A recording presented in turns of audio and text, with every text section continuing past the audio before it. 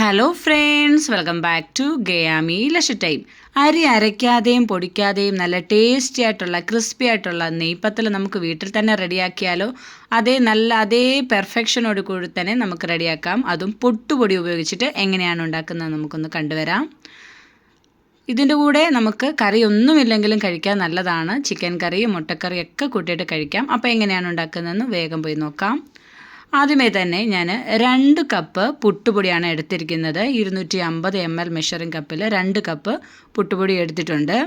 അതിന് നമുക്ക് 2 cup പുട്ടുപൊടിക്ക് 2 cup അളവിൽ തന്നെ നമുക്ക് ചൂടുവെള്ളമാണ് വേണ്ടുന്നത്. ഇപ്പോൾ ഇതിലേക്ക് ആവശ്യത്തിന് ഉപ്പിട്ട് കൊടുക്കുക. ഞാനിപ്പോൾ ഒരു 1/4 ടീസ്പൂൺ ഉപ്പിട്ട് കൊടുത്ത് നന്നായിട്ടൊന്ന് മിക്സ് ചെയ്തിട്ടുണ്ട്.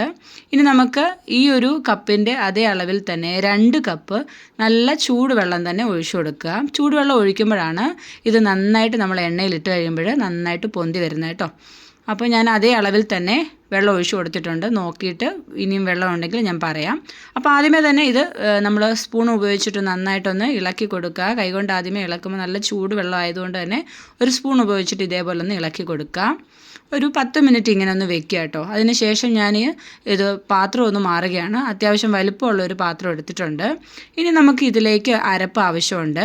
ഒരു 8 ചെറിയ ഉള്ളി, അതിലേക്ക് നമുക്ക് പെരുംജീരകം 1 ടീസ്പൂണും പിന്നെ 1 കപ്പ് നാളികേരം ചിരകിയതും കൂടെ ചേർത്തിട്ട് നന്നായിട്ടൊന്ന് ഒതുക്കിയെടുത്തിട്ട് വരിക. അതുകൂടെ നമുക്ക് ഇതിലേക്ക് ചേർത്ത് കൊടുക്കണം.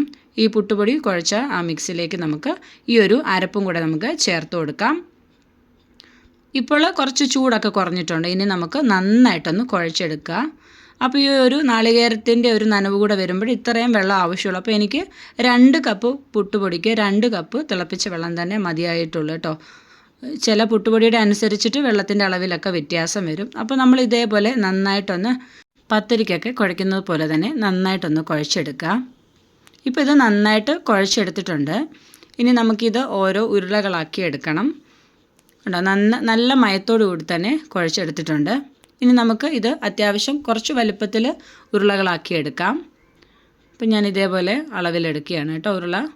അപ്പോൾ നന്നായിട്ട് നമുക്ക് റൗണ്ട് ഷേപ്പിലൊന്ന് ഉരുട്ടി കൊടുക്കുക. അപ്പോൾ ഈ ഒരു അളവിലാണ് ഞാൻ എടുക്കുന്നത്. അപ്പോൾ ഈ ഒരു അളവിലൊരു 15 നെയ്പത്തിരി നമുക്ക് ഉണ്ടാക്കാനുള്ള അളവുണ്ട് കേട്ടോ. ഇനിയും ഞാൻ ഇതേപോലെ ഒരു പ്ലാസ്റ്റിക് കവർ എടുത്തിട്ടുണ്ട്. ഇപ്പോൾ പുട്ടുപൊടിയുടെ കവർ തന്നെയാണ് എടുത്തിരിക്കുന്നത്.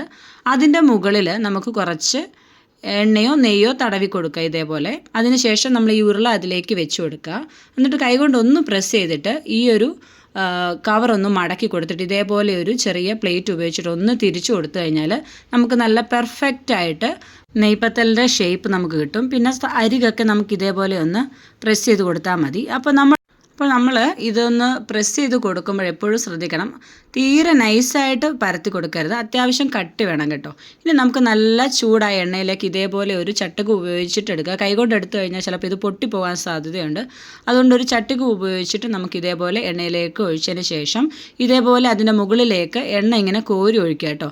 അപ്പോഴാണ് ഇത് നന്നായിട്ട് കുടുന്നു വരുന്നത്. പിന്നെ ഇതേപോലെ ഒന്ന് പ്രസ് ചെയ്തുകൂടെ കൊടുക്കുക. നമ്മൾ പൂരിയൊക്കെ ഉണ്ടാക്കുന്ന പോലെ തന്നെ ഇതേപോലെ ഒന്ന് പ്രസ് ചെയ്തുകൂടെ ചെയ്യുമ്പോൾ നന്നായിട്ട് വീർത്ത് വരും കേട്ടോ. അപ്പോൾ നമ്മൾ അരി അരച്ച് ഒക്കെയാണല്ലോ നമ്മൾ സാധാരണ നെയ്പത്തലൊക്കെ ഉണ്ടാക്കുന്നത്. പക്ഷേ അങ്ങനെയൊന്നും ചെയ്യാതെ തന്നെ പുട്ടുപൊടി ഉപയോഗിച്ചിട്ട് നമുക്ക് നല്ല പെർഫെക്റ്റായിട്ട് നല്ല ടേസ്റ്റിൽ നമുക്ക് നെയ്പത്തൽ ഉണ്ടാക്കാം. നെയ്പത്തൽ നമ്മൾ എണ്ണയിലേക്ക് ഇടുമ്പോൾ നല്ല ഹൈ ഫ്ലെയിമിൽ തന്നെ വെക്കുക. അതിന് ശേഷം മീഡിയത്തിലോട്ട് മാറ്റിയിട്ട് വേണം തിരിച്ചു മറിച്ചു വിട്ട് ഇതേപോലെ ഒന്ന് പ്രസ് ചെയ്ത് കൊടുക്കാൻ. മീഡിയം ഫ്ലെയിമിൽ ഇട്ടിട്ട് വേണം. അപ്പോൾ ഇതിൻ്റെ അകമൊക്കെ നന്നായിട്ടൊന്ന് വെന്ത് കിട്ടും. ഇതേപോലെ നമുക്കിങ്ങനെ തിരിച്ചു മറിച്ചു വിട്ട് എണ്ണ ഇതിൻ്റെ മുകളിലേക്ക് ഇങ്ങനെ കോരി ഒഴിക്കുക. അപ്പോൾ ഇത് നന്നായിട്ടൊന്ന് വീർത്ത് വരും. ഇതേപോലെ ഒന്ന് കോരി ഒഴിക്കുക. അപ്പോൾ ഇത് ഏകദേശം ആയിട്ടുണ്ട് കേട്ടോ. നമുക്കിനി ഇത് കോരി എടുക്കാവുന്നതാണ്. കണ്ടോ, നല്ലതായിട്ട് വീർത്ത് വന്നിട്ടുണ്ട്. അപ്പോൾ ഇത് നമുക്ക് കോരിയെടുക്കാം. ഇനി നമുക്ക് ബാക്കിയുള്ളതും ഇതേപോലെ എണ്ണയിലേക്ക് ഇട്ട് കൊടുക്കുക. അപ്പോൾ എണ്ണയിലേക്ക് ഓരോ സമയം നമ്മൾ ഇട്ട് കൊടുക്കുമ്പോഴും ഹൈ ഫ്ലെയിമിൽ തന്നെ വെക്കുക. അതിന് ശേഷം വേണം നമുക്ക് തീയൊന്ന് മീഡിയത്തിലേക്ക് മാറ്റാൻ. അതൊന്ന് ശ്രദ്ധിക്കണം. പിന്നെ അതേപോലെ ഈ നെയ്പത്തലിൻ്റെ വലിപ്പം നമ്മൾ തയ്യാറാക്കുമ്പോൾ തീരെ നൈസായിട്ട് പരത്തരുത്, അത്യാവശ്യം കട്ടി വേണം കേട്ടോ, എങ്കിൽ മാത്രം ഇത് നന്നായിട്ടൊന്ന് വീർത്ത് വരത്തുള്ളൂ. അപ്പോൾ ഇതേപോലെ നമ്മൾ ബാക്കിയുള്ളതെല്ലാം ചുട്ടെടുത്തിട്ടുണ്ട്. ഇതിൻ്റെ കൂട്ടത്തിൽ നമുക്ക് ചിക്കൻ കറിയോ ബീഫ് കറിയോ മുട്ടക്കറിയോ എന്ത് വേണേലും നമുക്ക് ഉണ്ടാക്കാം. രാവിലെ അപ്പോൾ നെയ്പ്പത്തിലൊക്കെ ഉണ്ടാക്കി കഴിക്കാൻ പാടാണെന്ന് വിചാരിച്ചിരിക്കുകയാണെങ്കിൽ ഇനി വിഷമിക്കേണ്ട.